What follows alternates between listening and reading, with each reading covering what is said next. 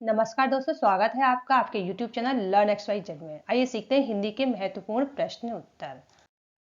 आज का पहला प्रश्न है, कुआनो नदी के रचनाकार कौन हैं?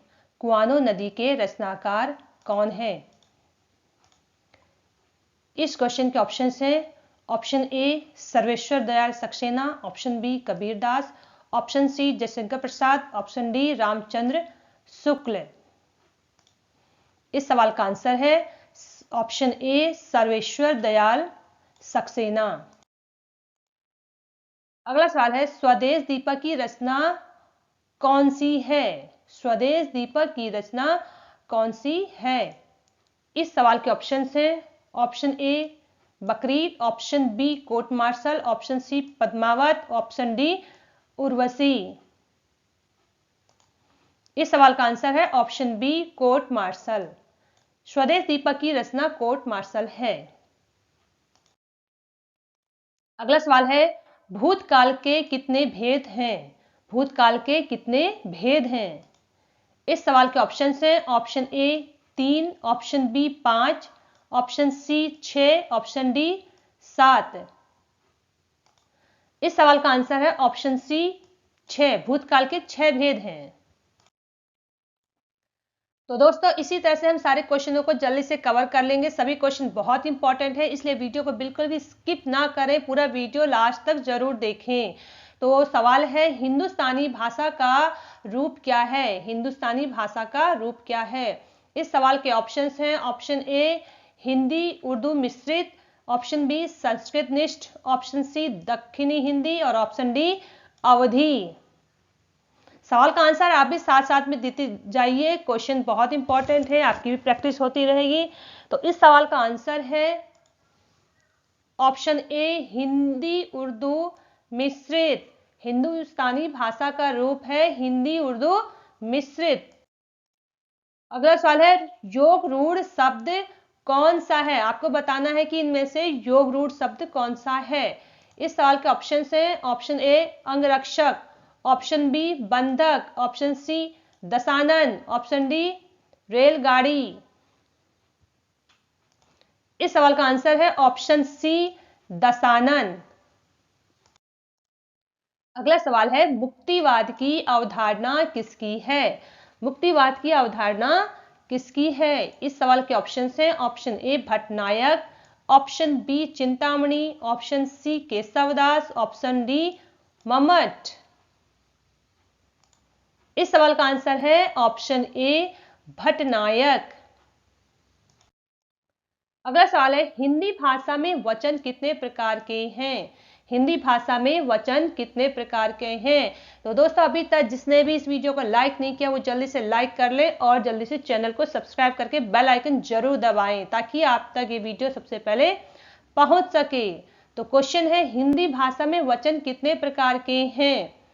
इस सवाल के ऑप्शन हैं। Option A 3, option B 5, option C 4, option D 2। Hindi भाषा में वचन कितने प्रकार के हैं? इस सवाल का आंसर है ऑप्शन डी 2। हिंदी भाषा में वचन 2 प्रकार के होते हैं, एक वचन और बहुवचन। अगला सवाल, पतंग किस शब्द का पर्यायवाची है? पतंग किस शब्द का पर्यायवाची है? इस सवाल के ऑप्शन हैं। ऑप्शन ए मग, ऑप्शन बी संसार, ऑप्शन सी सूर्य, ऑप्शन डी चंद्र। आपको भी इसके आंसर देते साथ में देते रहना है। इस सवाल का आंसर है ऑप्शन सी सूर्य। अगला सवाल, छाती पर मूंग दलना, इसका क्या अर्थ है? छाती पर मूंग दलना, इसका क्या अर्थ है? इस सवाल के ऑप्शन हैं। ऑप्शन ए दुखी को सताना, ऑप्शन बी परेशान करना, ऑप्शन सी बहुत तंग करना, या फिर ऑप्शन डी कठिन कार्य करना। इस सवाल का आंसर है ऑप्शन सी बहुत तंग करना। अगला सवाल, इनमें से कौन रावण का पर्यायवाची नहीं है? इनमें से कौन रावण का पर्यायवाची नहीं है? आपको बताना है कि जो नहीं है। Option A Dashanan, option B Lankesh, option C Dashkand, option D Mahip. इस सवाल का आंसर है ऑप्शन डी महीप। महीप मैंने राजा होता है, लेकिन वो रावण का पर्यायवाची नहीं है। अगला सवाल है क ज फ र, ये किसकी ध्वनियां हैं? आपको बताना है कि ये किसकी ध्वनियां हैं। इसके ऑप्शन है ऑप्शन ए अरबी फारसी की, ऑप्शन बी अंग्रेजी की, ऑप्शन सी दक्षिण भाषाओं की, ऑप्शन डी संस्कृत की। इस सवाल का आंसर है अरबी फारसी की। ये ध्वनियां अरबी फारसी की हैं। अगला सवाल है निम्नलिखित में से कौन सी हिंदी की पत्रिका है?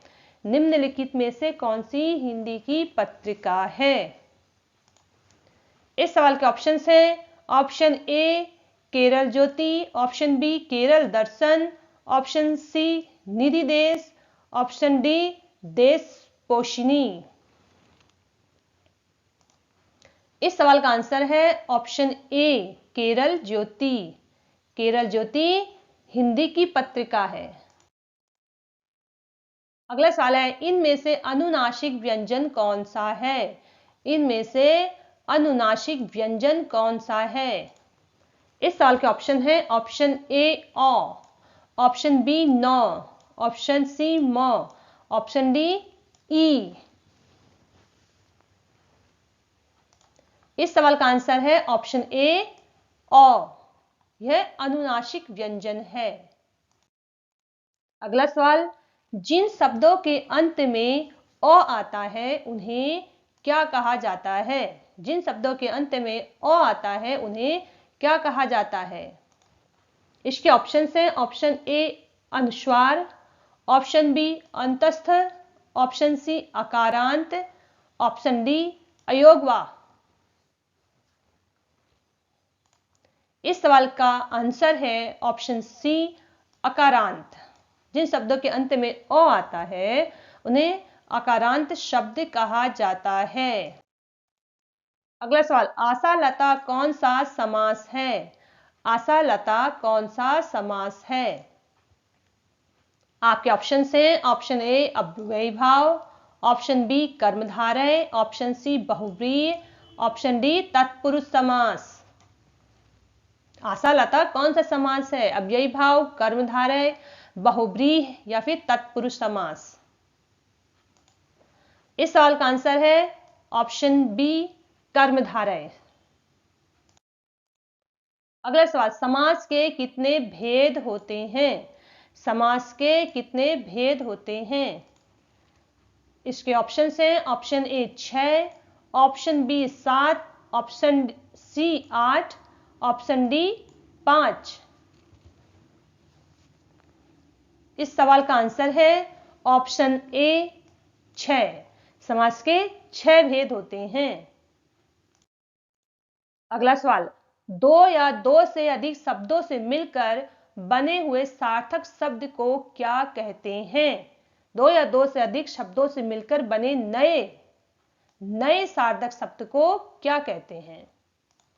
आपके ऑप्शन हैं ऑप्शन ए संधि, ऑप्शन बी समास, ऑप्शन सी विग्रह, ऑप्शन डी छंद। इस सवाल का आंसर है समास, ऑप्शन बी समास। अगला सवाल समास का शाब्दिक अर्थ क्या होता है? समास का शाब्दिक अर्थ क्या होता है? इसका ऑप्शन है ऑप्शन ए विस्तार, ऑप्शन बी विग्रह, ऑप्शन सी विच्छेद, ऑप्शन डी संक्षेप। इस सवाल का आंसर है ऑप्शन डी संक्षेप। समास का शाब्दिक अर्थ होता है संक्षेप। पद के कितने भेद होते हैं? अगला सवाल है पद के कितने भेद होते हैं? इसके ऑप्शन हैं option A 5, option B 4, option C 6, option D 3। इस सवाल का आंसर है ऑप्शन ए 5। पद के 5 भेद होते हैं। अगला सवाल दो या दो से अधिक धातुओं के सहयोग से बनी क्रिया क्या कहलाती है? दो या दो से अधिक धातुओं के सहयोग से बनी क्रिया क्या कहलाती है? इसके ऑप्शन है, ऑप्शन ए यौगिक क्रिया, ऑप्शन बी सकर्मक क्रिया, ऑप्शन सी अकर्मक क्रिया, ऑप्शन डी नाम धातु। इसका आंसर है ऑप्शन ए यौगिक क्रिया। अगला सवाल, वाक्य के कितने अनिवार्य तत्व हैं? वाक्य के कितने अनिवार्य तत्व हैं? इसके ऑप्शन हैं, option A 5, option B 6, option C 7, option D 4। इसका आंसर है ऑप्शन बी 6। वाक्य के 6 अनिवार्य तत्व हैं। अगला सवाल, स्वेच्छा कौन सी संधि है? स्वेच्छा कौन सी संधि है? इसके ऑप्शन हैं, ऑप्शन ए स्वर संधि, ऑप्शन बी विसर्ग संधि, ऑप्शन सी व्यंजन संधि, ऑप्शन डी इनमें से कोई नहीं। इस सवाल का आंसर है ऑप्शन ए स्वर संधि। अगला सवाल, यथास्थान कौन सा समास है? यथास्थान कौन सा समास है? इसके ऑप्शन हैं, ऑप्शन ए अव्ययी भाव, ऑप्शन बी तत्पुरुष, ऑप्शन सी कर्मधारय, ऑप्शन डी द्वंद्व। इस सवाल का आंसर है ऑप्शन ए अव्ययी भाव। अगला सवाल, तुलसी बयाना सब जन मिठा, यह किसका कथन है? तुलसी बयाना सब जन मिठा, यह किसका कथन है?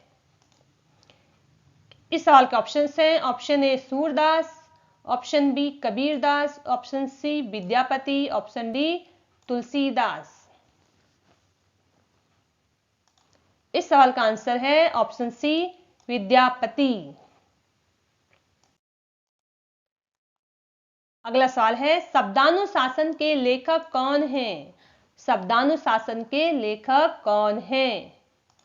इस सवाल के ऑप्शन हैं, option A Hemchandra, option B Prasad, option C Akbar, option D Mahadevi Verma.